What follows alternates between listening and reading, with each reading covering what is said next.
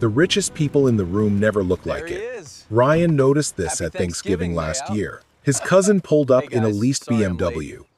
His college roommate would not stop talking about a resort vacation he had just put on a credit card. The neighbor across the street had renovated her kitchen for the second time in 3 years.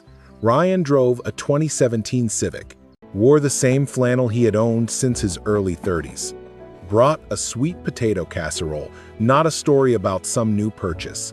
But Ryan was the only person at that table with 6 months of expenses saved, 0 credit card debt, and a Roth IRA that had been quietly compounding for 2 years.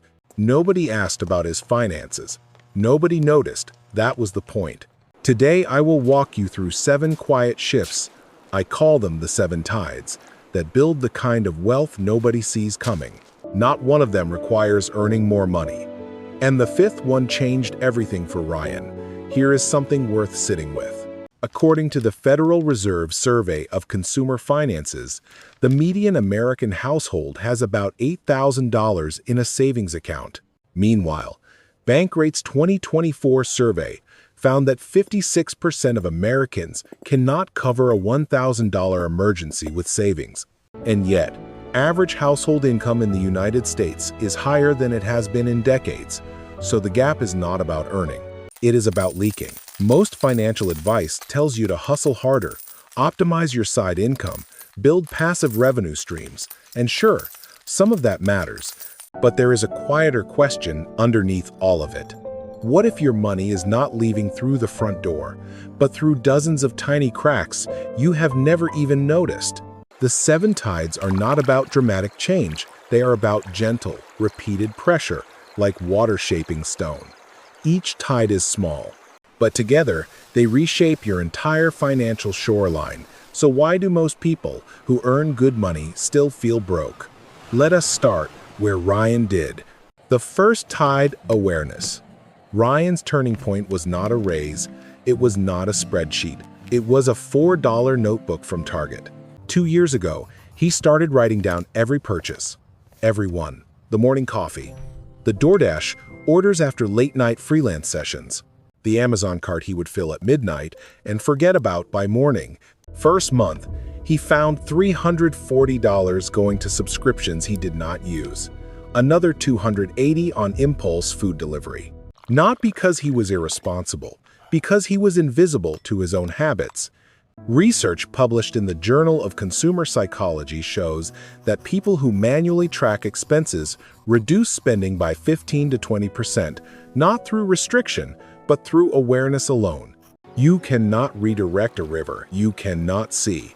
Ryan just needed to see the river. The second tide, enough. There is an old practice from Okinawa called hara hachibu.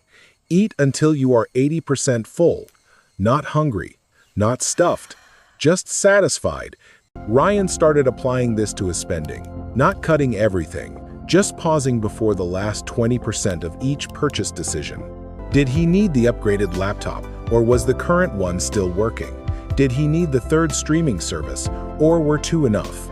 That 20% gap between what you want and what you actually need is where quiet wealth habits start compounding. If that math sounds familiar, earning enough but never quite feeling ahead, you are not doing anything wrong. Most people are swimming in the same current. The third tide, patience. Here is where the math gets interesting. Vanguard's How America Saves report shows that someone who invests $200 a month starting at 25, assuming an average annual return of around 7 to 8%, could have over $500,000 by 65. Start the same habit at 35, and that number drops to roughly $240,000. Same monthly amount, same market, half the result. The only difference is time. Ryan started his Roth IRA at 36. He knows he is not early, but he also knows that the best time to plant a tree was 20 years ago. The second best time is today. Patience is not passive. It is the discipline to let small waves do their work. But here is the part most people skip, and it is the reason tiny changes actually stick. The fourth tide, repair.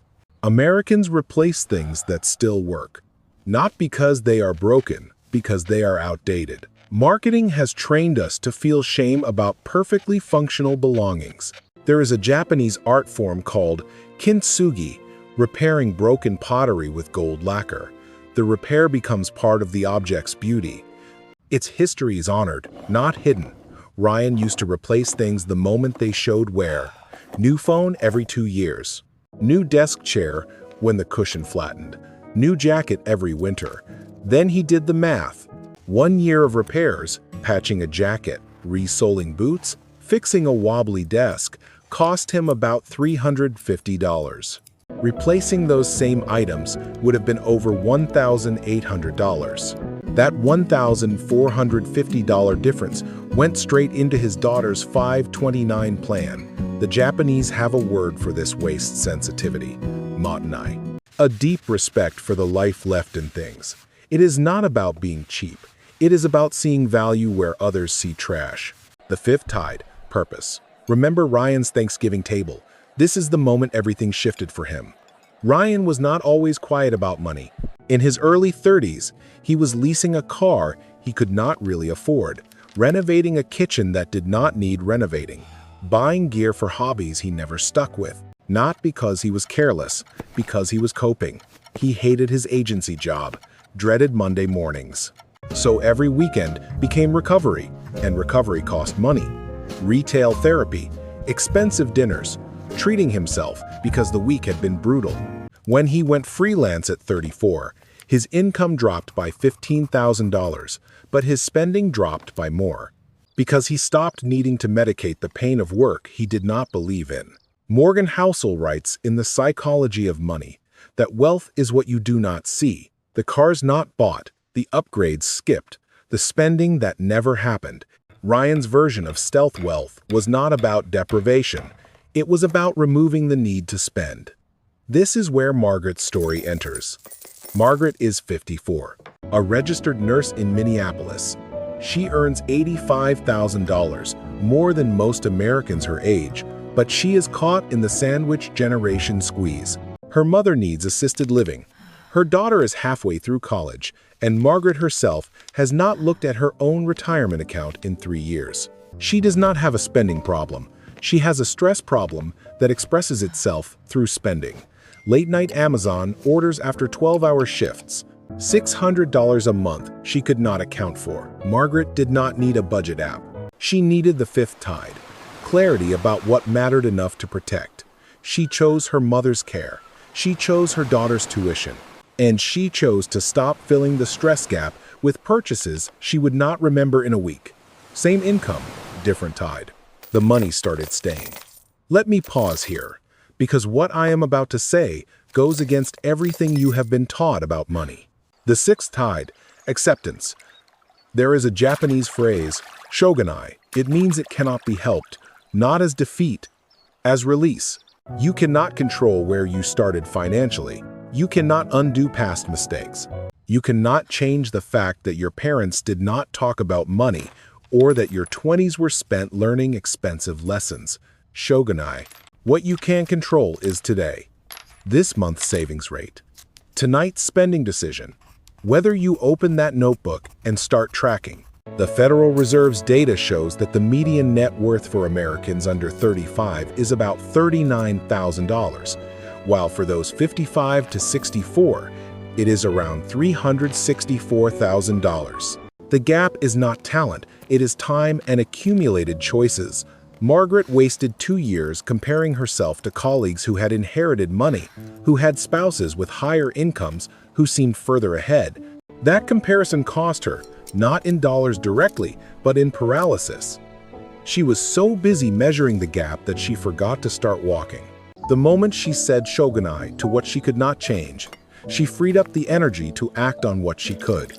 Most people think building wealth means earning more. The data says the opposite. The seventh tide, stillness.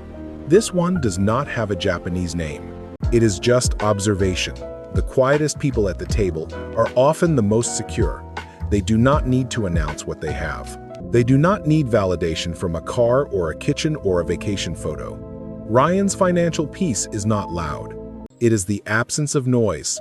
No debt collectors, no overdraft alerts, No 2 a.m. anxiety about a credit card bill. Stealth wealth is not a strategy. It is a side effect of aligning your spending with your values and then just letting the tides do their work. 7 tides. None of them dramatic. All of them quiet. And together, over time, they reshape everything. Here is what surprised Ryan most. He expected the hard part to be cutting spending. It was not. The hard part was sitting with the discomfort of not keeping up. His cousin still drives the BMW. His neighbor still renovates. Social media still shows him lives that look shinier than his.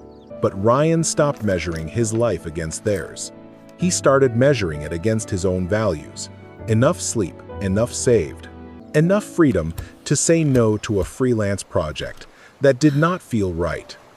That is the thing about tides. They do not care about the storms on the surface. They just keep coming in, quiet and steady, reshaping the shore one wave at a time. You do not need a catastrophe to start. You do not need a windfall. You just need one tide tonight.